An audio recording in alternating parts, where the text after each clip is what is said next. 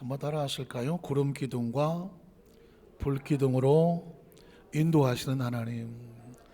성경에 보면 구름 기둥, 불 기둥 이런 소리가 나오는데 과연 구름 기둥과 불 기둥 우리에게 어떤 의미가 있을까? 우리 영적으로 함께 살펴보고 은혜 나누는 시간 되기를 소원합니다. 미국에 있는 사람들이, 제가 미국 선교사를 한 60개월 동안 했었는데, 미국 사람들이 가장 가보고 싶은 관광지역 얼마나 많겠습니까? 미국의 버킷리스트 가운데에 미국에 있는 국립공원들만 다 다녀보는 것도 소원이라고 할 정도로 국립공원 하나하나가 전 세계적으로 알려져 있는 아름다운 관광지이기도 합니다.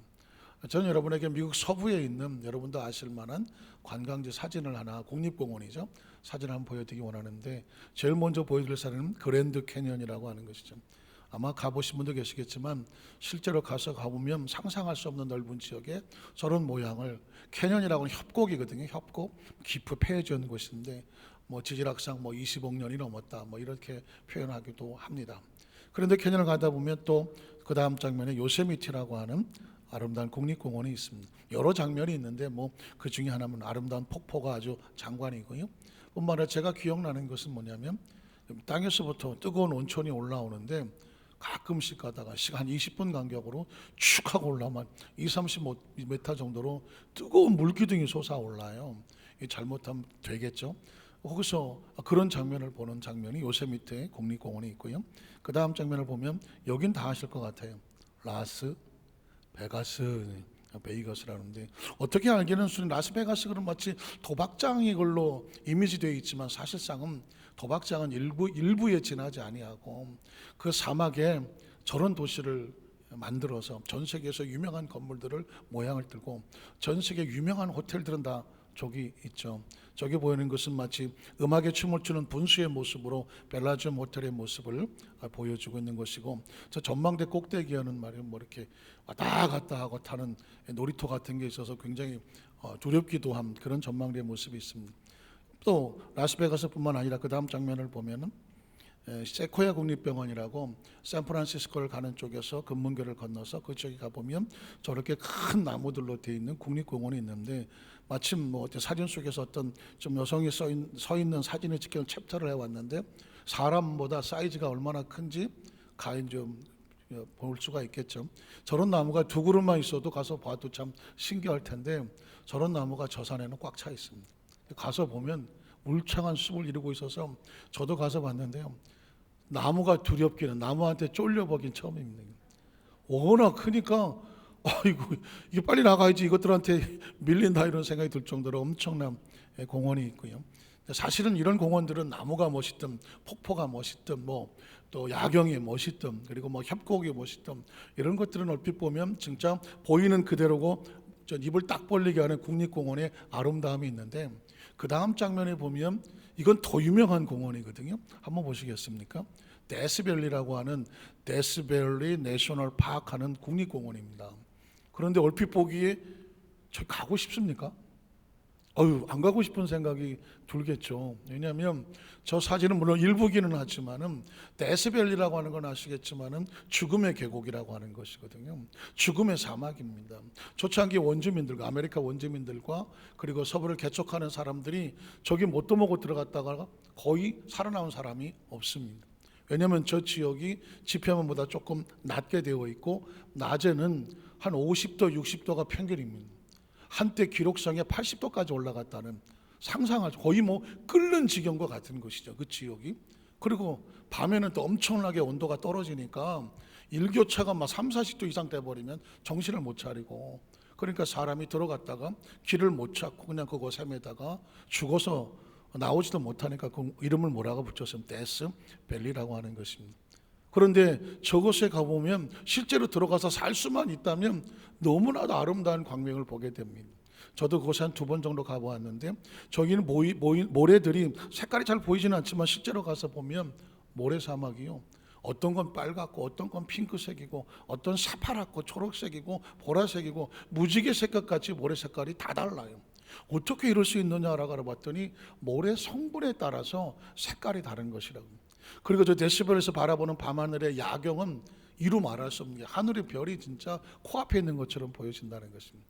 그런데 옛날 사람들은 그곳에 들어가서 죽어서 나오지도 못했는데 어떻게 미국 사람들이 가장 가보고 싶어하는, 한 번 가본 사람은 해마다 찾아간다고 하는 왜 국립공원이 될 수가 있었을까요? 나중에 알고 보니까 저곳에다가 가이드를 세워놓았습니다. 그러니까 인도자가 있는 거예요. 혼자서는 못 들어가고 가이드가 있어서 안내해 주는 것을, 페트롤카 같은 것을 따라서 들어갔다가 구경을 하고 나오면 안전하게 나오는 것이죠. 그래서 가이드가 필요하고, 또 하나는 뭐냐면 혹시 그곳에서 야영을 하고 수경을 할 수 있는 지역까지, 더 나가서 막 골프장 같이 만들어 놔서 리조트를 만들어 놨다고 하는데, 어떻게 저곳에서 리조트가 있고 야영을 할 수가 있는가 같은 보호시설이 되어 있는 것입니다.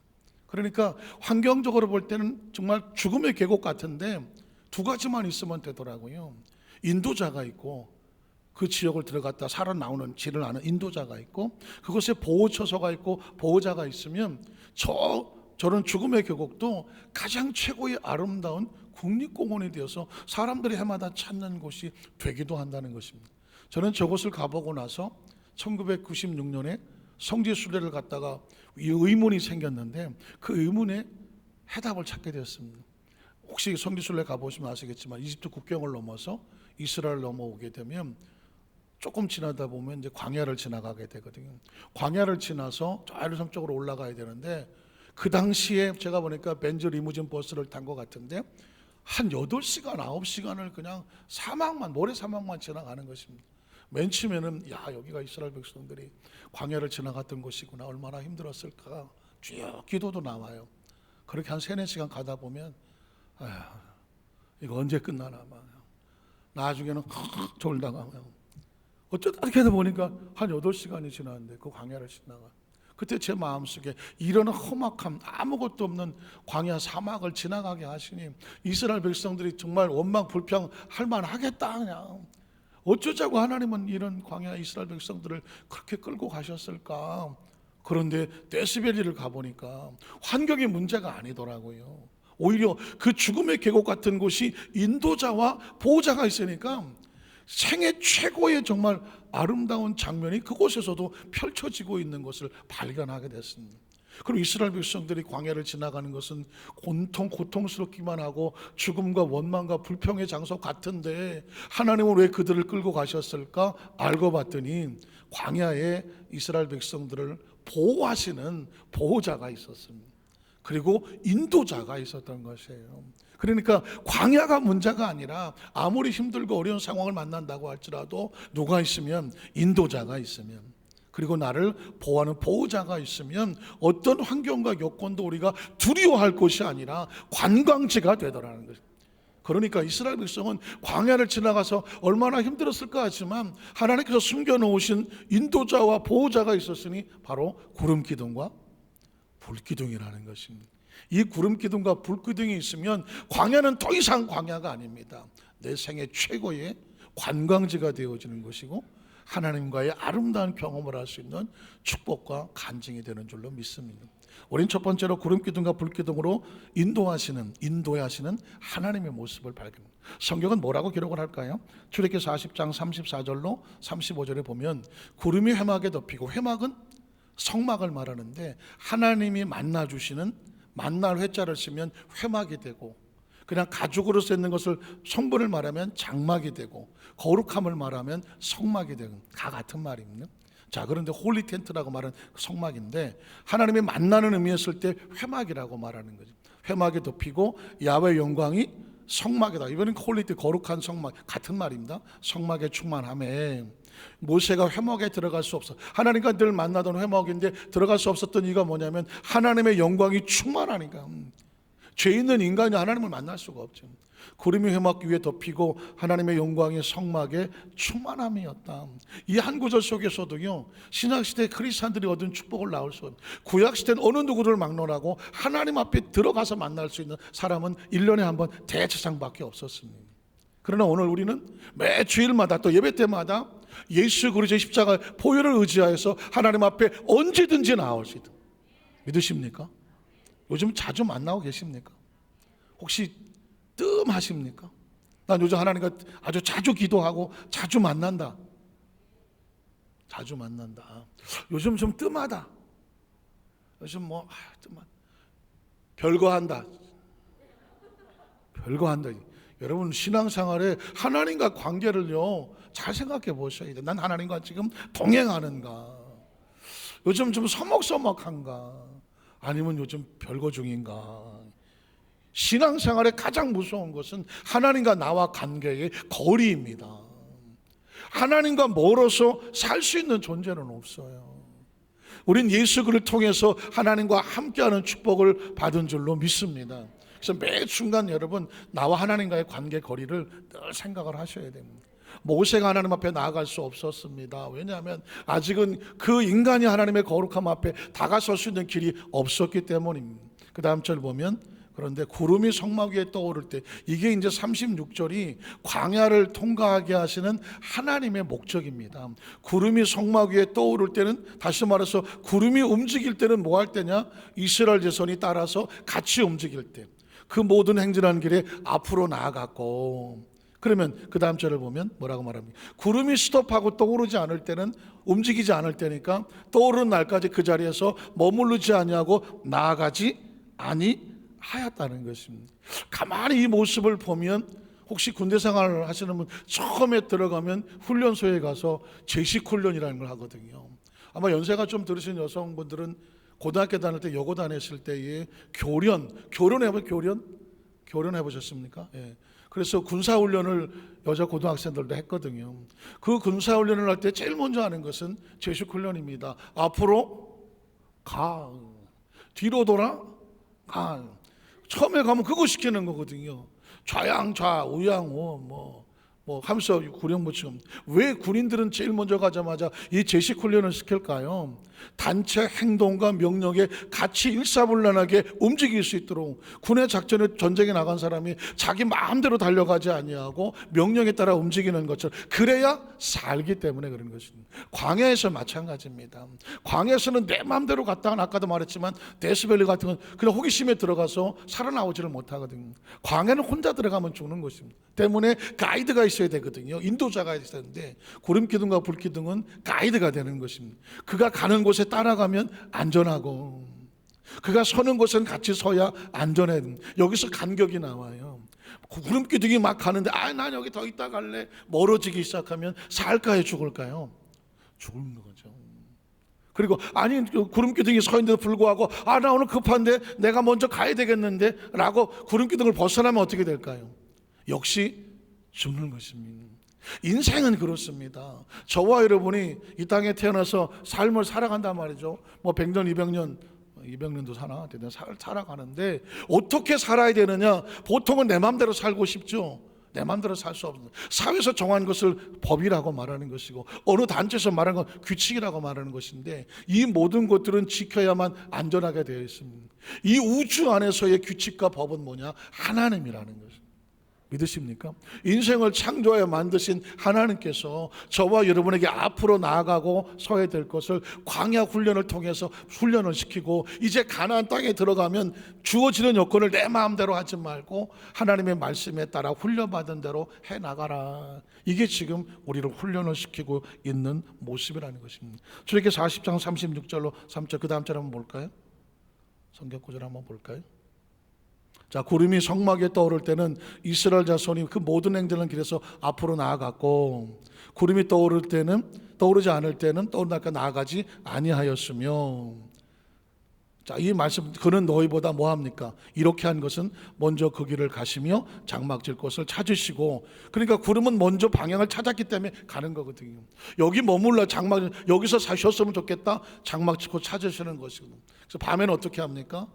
불기둥으로, 낮에는 구름으로 너희 갈 길을 지시하신 하나님이라는 것입니다. 여러분 인생을 살다가 보면, 신앙생활 하다 보면 내 마음대로 다 됩니까?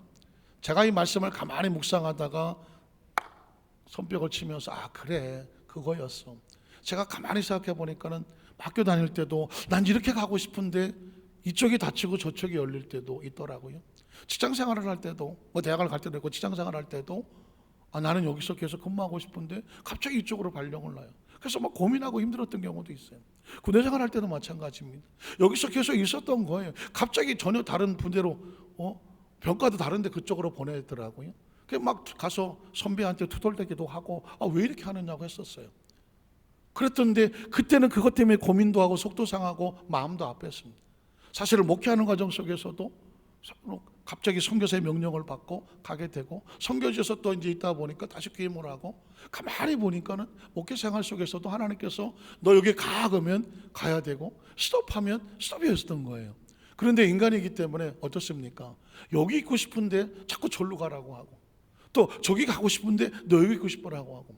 아마 여러분도 많이 겪으셨을 것입니다. 그런데 제가 제 짧은 생애 속에서 겪었던 것은 뭐냐면, 하나님이 가라고 한 곳에 가야 가장 안전하더라는 것입니다. 믿으십니까?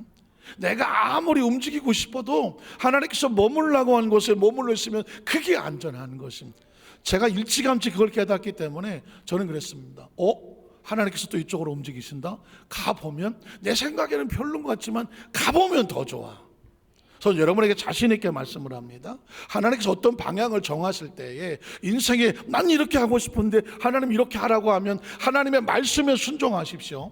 그러면 왜 그러냐면 자신 있게 하면 하나님이 가라고 하는 것이 가장 안정한 것입니다. 내가 움직이고 싶어도 너 여기서 머물러서 이 일을 해야 되라고 하나님 맡기시면 거기 있는 곳이 최상입니다. 그게 뭐냐면 하나님은 우리 앞길을 가장 좋은 곳으로 인도하기를 원하시는 하나님인 줄로 믿습니다. 그래서 시편 1편 1절에 보면 하나님의 사람들은 이렇게 하는 것이 복 있는 사람이라고 말합니다. 복 있는 사람들은 악인들의 꾀를 뭐 하지 않냐면 따르지 않아. 악인들이 얼마나 유혹을 하겠습니까? 그러나 거긴 하나님이 가지 마 했기 때문에 가고 싶어도 안 가야 되는 거예요.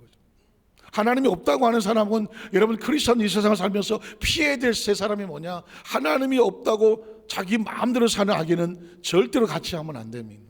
그 다음 절은 뭐라고 말합니까? 죄인들은, 그래서 죄인도 마찬가지. 죄인은 뭐냐면 하나님을 알고 법도 아는데 어떤 유혹이나 자기 욕심에 그 선을 넘어버리는 사람. 죄인과 같이 하면 같이 죽고 망합니다. 한번 따라 하시고, 악인과 죄인과 같이 하면 같이 죽고 같이 망한다는, 그걸 아셔야 돼요. 지금 당장 따라가고 싶어도 아니면 스톱하셔야 돼요. 뿐만 아니라 오만한 자는 뭐냐? 하나님도 알고 말씀도 알지만 내가 능력이 있는데 굳이 내가 하나님 말씀, 하나님이 필요한가? 하나님이 필요 없다고 하는 사람, 내가 다 하면 내가 하는 사람, 이런 사람 멋있어 보이는데 따라가면 죽고 망하는 것입니다. 그래서 복 있는 사람은 뭐냐? 위치 선정을 잘하는 것입니다. 어디 서야 할지를 잘 설정, 그리고 방향을 잘 따라가야 되는 사람. 사람 잘못 따라다니면요 평생 망합니다. 저는 이 말씀을 묵상하다가 아슬아슬했던 순간 하나가 생각이 나는데, 제가 중학교를 이제 용산구 보광동에 있는 오산중학교를 다녔습니다. 중학교 3학년 때, 2학년 때부터 같이 이제 친구 짝도 하고 같이 몰려다니던 멤버 같이 있었던 친구가 안에 태양이라는 친구가 있었는데, 우리 친구들 중에서는 가장 잘 살았어요. 그리고 하여튼 가장 인기도 좋았고, 저도 개인적으로 그 친구를 참 많이 부러워했었습니다. 그 당시 학원만 다녀도 대단할 당시였는데, 이 친구는 학원 정도 아니라 가정교사가 집에 있었습니다. 그 오히려 형들이 있고, 그래서 진로도 많이 상담도 받고 공부도 비슷비슷하더라도 걔가 더 잘하는 것 같았고, 그래서 저는 사실상 그 친구가 참 부러웠었습니다. 그런데 나중에 2년 뒤쯤인가요? 저는 이제 중대부서 고등학교로 올라가고, 제가 이제 뺑뺑이 1세대예요. 나 뺑뺑이로 갔어요. 1세대고 그 친구는 관악고등학교를 갔어요. 그래서 고등학교가 다르니까 서로 만나기가 좀 어려웠는데, 고등학교 2학년 때쯤으로 기억이 납니다. 크리스마스를 앞두고 이제 교회 학교 온 우리 친구들하고 또 후배들하고 프로그램 준비하려고 교회가 이태원에 있었는데 해밀턴 호텔 앞에 이쪽에서 준비하고 올라오는데, 그 옆에 웬 머리를 빡빡 깎고 술에 취한 사람 하나가 길거리에서 막 시비를 하고 싸우고 가게 들어가는 상점 주인하고 싸우고 막 이런 모습이 보이는 거예요. 그렇게 지나가다 보니까는 왜 저러고 있어? 얼굴이 마주쳤는데 태영이에요. 중학교 3학년 때 내 친한 친구, 2학년 때부터. 그렇게 내가 부러워했던 친구인데, 이 친구가 머리를 빡빡 깎고 길거리에 술이 채갖고, 그때 고등학교 2학년 나이인데 길에서 막 이러고 거품을 물고 있는 거예요. 너무 반가워서, 야 태영아, 그랬더니 그래 민아, 너 왜 여기 있어? 그랬더니 나 어저께 소년원에서 나왔어. 형무소에서 나왔어요. 그리고 술이 취해갖고는 그 집이 어딘지 모르겠지만 이태원 거리를 헤매고 있는 거예요. 너무 가슴이 아파서 그래서 걔하고 더 시간을 좀 이렇게 어떻게 하려고 그러는데 제 친구가 이제 옆에 있었는데 얘가 뭐 비틀거리니까 이게 잡아주려고 그랬는데 너희 이거 갑자기 자기 잡아주는 사람한테 시비를 거는 거예요. 순간 내가 어떡하겠습니까? 자식더라고요. 야 태영아 나 바빠서 갈게. 너 여기 가라. 내 친구 애들하고 자꾸 싸우려고 하니까 데리고 다시 교회로 왔죠. 세월이 지나가는 과정 속에서 그 장면이 떠오를 때마다 사실은 저는 그 친구가 부러웠어요. 그 친구가 하는 곳에 같이 가고 싶었고 그랬는데 제가 항상 같이 못 가요. 이놈이 보니까 술 담배를 하기 시작하더라고. 근데 딱 거기까지야. 술 한잔 하러 난 여기까지야. 야 담배 난 여기까지야. 왜냐하면 나는 크리스찬이야. 내가 가야 할 곳과 가지 말할 곳. 나는 어렸을 때부터 교회 자라갖고 선생님이고 부모님이고 어머니고 어쨌든 뭐 전사님 목사님들이 하도 말씀만 해서 이 머릿속에 딱 박혀 있어. 넌 여기까지야. 이걸 넘으면 되지 않아. 이게 제 머릿속에 나를 부여잡고 있더라고요. 근데 마음은 나도 같이 가고 싶어. 이 새끼들이 술을 어떻게 먹나 먹으면. 그 당시 담배는 어떻게 피는 건가. 뭐 중학교 3학년짜리니까 뭐 항상 호기심 있지 않겠습니까? 사춘기고 뭐 이러는 거. 그러나 난 안 돼. 난 돌아오고 그러면서 이제 그때 느낀 게 뭐가 있냐면 그 친구들끼리 모이는데 나는 거기 같이 할 수 없는 약간은 조금 따돌림 같은 어떤 혼자 느끼는 거겠지만 그런 안타까움이 있었어요. 그러나 그때 보고 깜짝 놀라서 내가 만약 그 친구하고 같이 그러고 다녔다면 혹시 내가 저런 모습을 하고 있을까? 그때 별 정신이 못 적응하면서 사실은 젊은 시절에 꼭 교회를 다니고 꼭 그냥 뭐 믿음 생활하고 이러는 것이 우리 중고등부, 뭐 청년부, 대학부 아니 30대 청년들에게는 이게 사실은 쉽지 않을 수가 있어요. 교회에서 하는 이야기는 뭐 어떻게 보면 맨날 설교 같고 그냥 나이 먹어서 그냥 할 일 없는 사람 다니는 것 같고 뭐 이렇게 보일 수가 모를 줄 몰라요. 그러나 세월이 지난 우리 청년들이나 젊은 사람 꼭 해주고 싶은 게 뭐냐면 혹시 그런 마음이 들 때 욕이 들 때만 해도 그 자리를 지켜내라. 세월이 지나가면 어떤 일이냐면 나를 지키는 것은 내 속에 들어왔던 하나님의 말씀이라는 거예요. 말씀이 지킵니다. 말씀이. 저는 정말 감사한 것도 저희 어머니가 일찌감치 예수를 믿으며 저를 신앙생활 잘하게 하면서도 끊임없이 저한테 하나님 말씀을 써서 쪽지 주고 그럼 남들이 볼까 창피해서 그냥 집어넣고 또 보면 들어와니까 또 집어넣고 그럼에도 불구하고 그 말씀으로 교육을 받았다는 것이 세월이 지나서 이렇게 보니까 그 모든 위기 가운데 어려움 속에서 나를 지켜냈던 것은 하나님의 말씀이더라는 것입니다.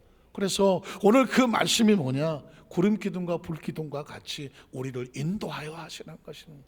우리 두 번째로 한 가지만 더 말씀을 드리면 이 구름 기둥과 불 기둥은 뭐냐? 우리를 보호하시는 것입니다. 보호하시는 하나님의 모습을 보겠습니다. 이 구름 기둥과 불 기둥을 생각할 때마다 제가 미국의 선교사를 LA에서 했거든요. 캘리포니아 로스앤젤레스 오렌지 카운티 그 지역에 이제 베데스다 순복음교회가 있고 베데스다 대학이 있어서 했는데 거기 가니까 LA 패션이라고 하는 옷 패션이 조금 달라요. 혹시 한국에서도 뭐 지금 요 조금 전에 같이 낮에는 덥고 밤에는 추울 때 어떻게 합니까? 혹시 반바지 반팔 티를 입었다고 할지라도 저녁 되면 쌀쌀한 뭐 하니까요? 잠바 같은 거 하나 걸치거나 티 같은 거 목에다가 걸어갖고 다니던 해보셨습니까? 그런 패션이 있었고요. 그리고 이제 또 여름에 한여름에 있다가 가을로 넘어갈 때 막 춥고 저녁에는 춥고 낮에는 덥고 옷 입기 애매할 때 하나 걸쳐 다니는 그게 어디서 나왔냐면 LA에서 나왔습니다. LA는 사막입니다. 캘리포니아 자체가 우리 남한의 18배가 된다고 하는 아주 큰 땅인데 다 사막입니다. 오죽하면 멕시코로부터 미국 정부가 딱 $1 주고 샀다는 그런 뭐 전설이 있긴 합니다만 아무짝에 쓸모가 없는 황량한 사막이니까 멕시코도 뭐 그 땅 관리도 안 되고 필요 없으니까 가져가라고 $1에 샀다고 했다는 말이 있습니다. 그러나 그 캘리포니아에 콜로라도에서 강물을 끌어다가 거기다가 4시간 반인가 달린 곳에다가 물을 곳곳마다 파이프로 연결해 갖고요. 전 세계에서 가장 아름다운 도시라고 말하는 천사의 도시 로스앤젤레스. 로스앤젤레스가 바로 천사의 도시라 그런 의미를 가지고 있습니다. 그런데 이 LA는 제가 60개월에서만 살아봤는데 전 세계에서 가장 살기 좋은 그 지역이라고 하는데 나는 힘든 게 3가지예요. 딱 세 가지가 뭐가 있냐? 물이 안 좋아. 일단 물이 석회성 물이에요. 우리나라 수돗물 같은 물은요, 전 세계 찾아보기 힘듭니다. 우리는 수돗물도 안 먹지만 LA에서 나오는 수돗물에는 석회석이 있어서 수도꼭지에 그냥 하얗게 막 돌이 재롱재롱 달립니다. 그걸로 샤워하고 목욕을 하잖아요. 막 긁으면 여기 하얗게 막 몸이 묻어납니다. 그러니까 물이 좋은 게 얼마나 감사한지 모르겠는데, 근데 물이 안 좋아. 또 하나는 뭐냐? 태양이 너무 힘들어. 태양. 햇빛이 하여튼 1년 내내 아주 그냥 청명하기 짝이 없어.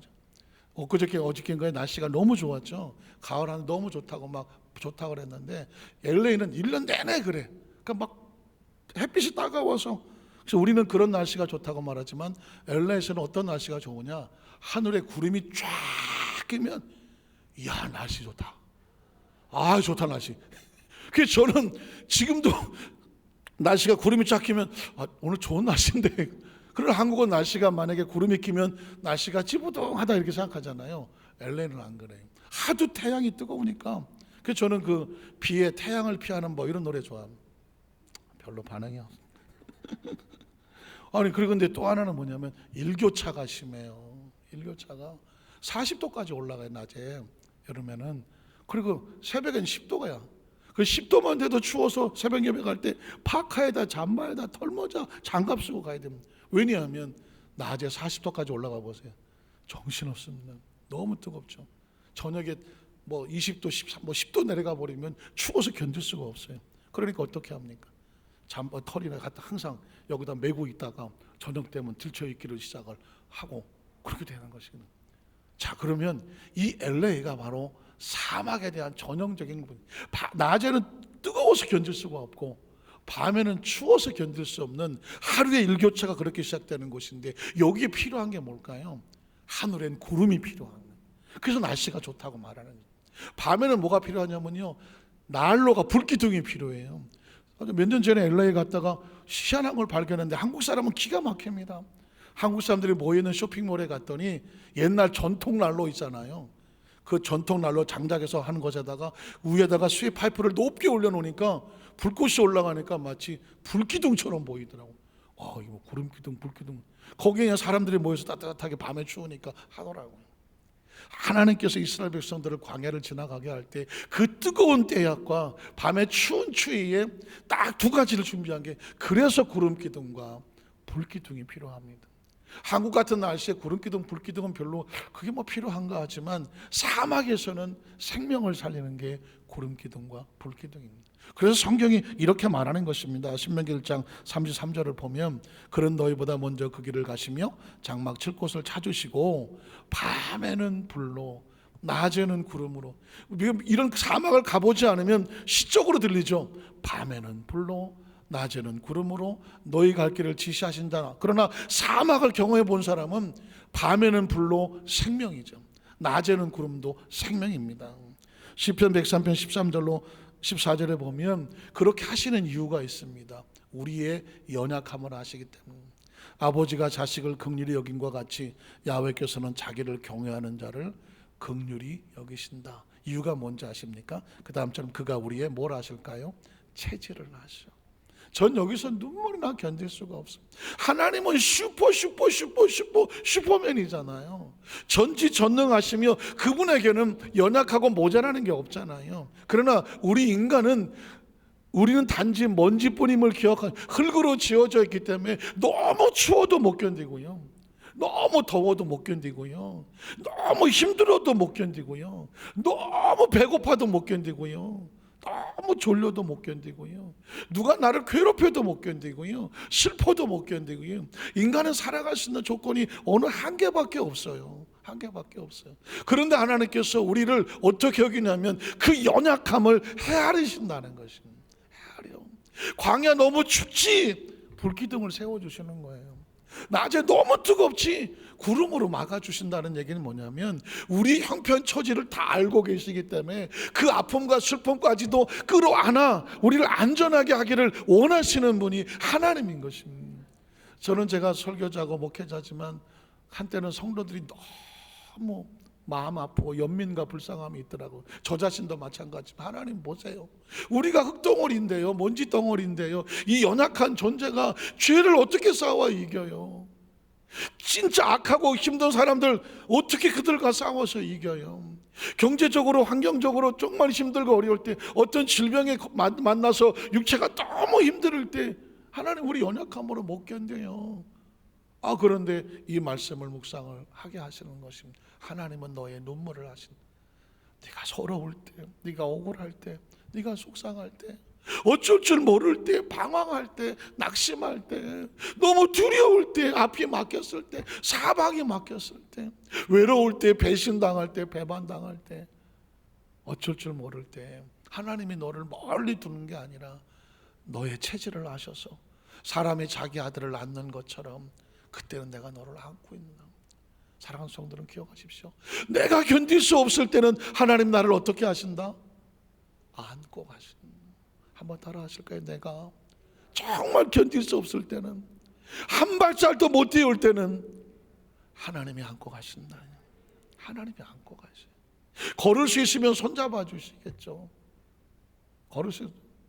그러나 한 발자국도 못 뛸 때 같을 때는요, 하나님이 안고 가신다. 이유가 뭐냐면 우리의 체질을 아시기 때문입니다. 그래서 하나님께서 우리에게 너희가 이 광야 같은 인생에서 정말 구름 기둥과 불 기둥과 같이 안전하게 보호하게 살기 위해서 너에게 제시하는 게 있는데 하나님의 말씀이라는 것입니다.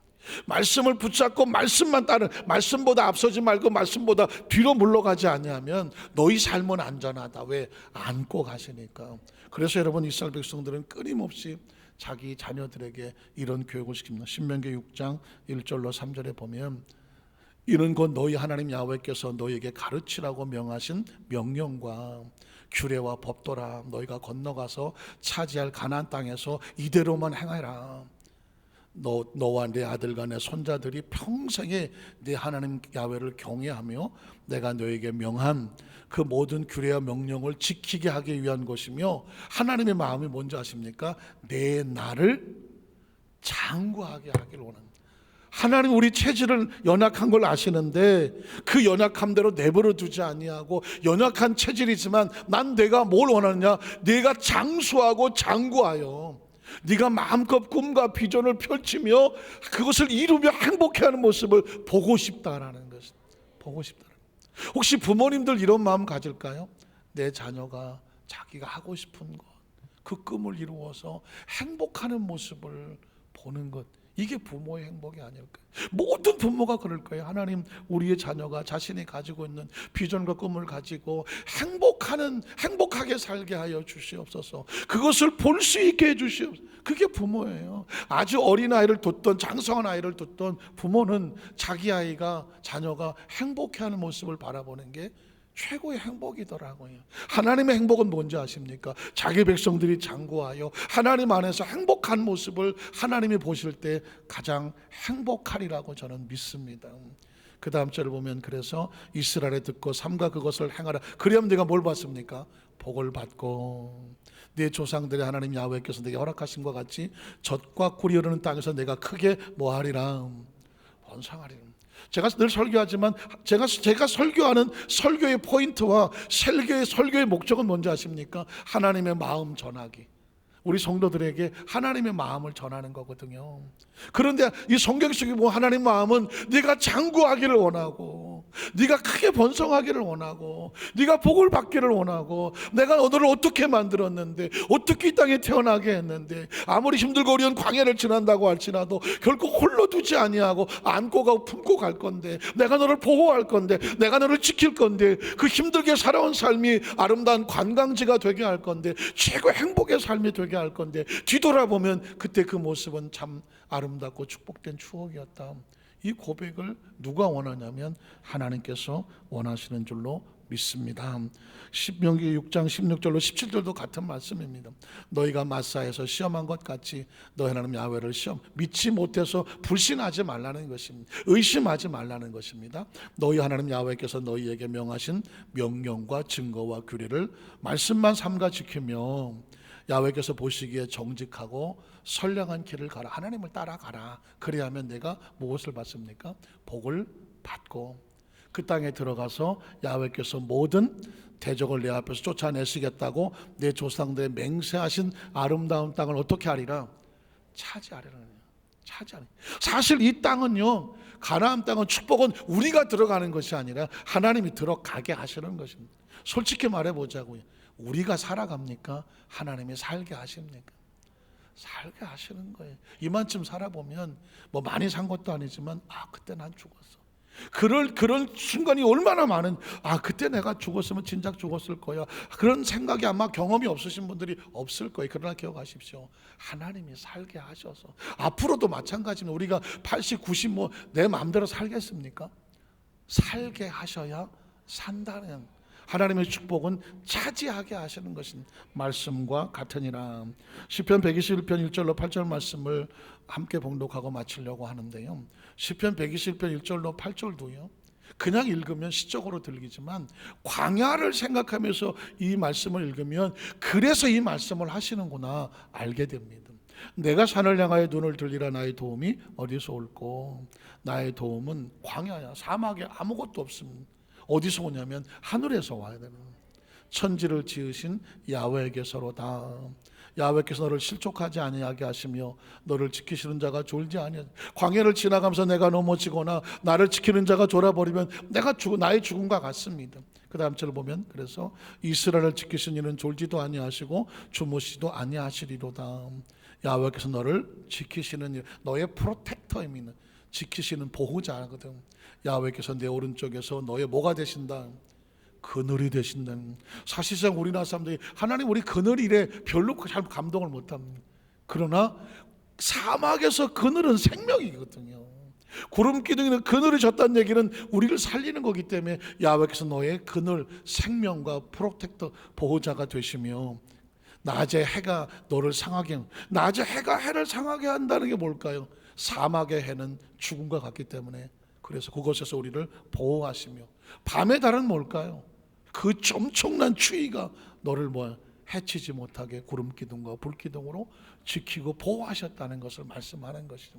그래서 그 다음 절에 보면, 야훼께서 너를 지켜 모든 환난을 면하게 하시며 또 내 영혼을 지키시리로다. 야훼께서 너의 출입을 지금부터 영원까지 지키시리로다. 그러니까 하나님께서 이스라엘 백성을 광야에 지키신 이유는 뭐냐면 사명이 있기 때문입니다. 가나안에 들어가서 사명을 지키라고 지금 광야에서 우리를 보호하시는 것입니다. 최근에 장로교회 목사님의 사촌 형님이 군산에 사시는데 최근에 소천을 하셨다고 하더라고요. 저하고 아주 친하게 지낸 장로교회 목사님인데, 그 목사님이 이제 얘기하다가 그 사촌 형님 이야기를 하는 거예요. 사촌 형님이 알고 보니까 시골의 군산의 교회에 장로님이셨대요. 장로님이셨는데 9년 전에 그만 어떻게 몸에 이상이 와서 병원에 입원해 봤더니 큰 병원 가라 그래서 그 안암동에 있는, 서울의 안암동에 있는 고대병원을 갔는데 전립선암 말기였다고 합니다. 전립선암 말기인데 의사가 뭐라고 말하면 너무 늦게 왔다고, 의학적으로 손을 쓸 수가 없다는, 3개월 남았다고 하면 3개월, 막 길어봐야 3개월이니까 빨리 준비하시라고, 병원에 손 쓸 건 없다고 그러는. 그런 집에 안에서는 큰일 났죠. 장례 준비를 해야 되는 상황이었습니다. 근데 그 장로님이 그런 기도를 했답니다. 하나님, 제가 해야 할 일이 아직 남아있는데 저 좀 살려주십시오. 제가 이 교회, 시골의 작은 교회니까 장로로서 직분을 맡고 있는데 우리 교회에 반드시, 목사님이 은퇴 어느 기간이 남으셨던데 목사님 은퇴하실 때까지 제가 교회를 지켜드려야 되고, 새로 목사님이 오셔서 교회가 잘 세워지는 모습을 보고, 그리고 내가 천국에 불러주시면 가겠습니다. 그때까지만 살려주십시오라고 기도를 했다는 것입니다. 사실은 참 힘든 건데요. 그런데요, 의사는 3개월 그랬는데 9년을 더 썼답니다. 9년을 더 사시고 며칠 전에 이제 군산에서 소천을 하셨다. 이제 그 목사님 다녀와셔서 그 이야기를 하는 것입니다. 제가 이제 그 이야기를 가만히 생각해 보니까 어느 날 갑자기 내가 병원으로부터 3개월밖에 살지 못한다라고 하는 사형신고를 통보를 받았을 때 그 심령은 어땠을까요?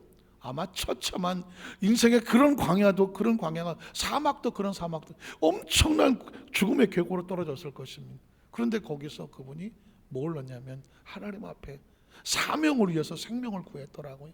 사명을 위해서.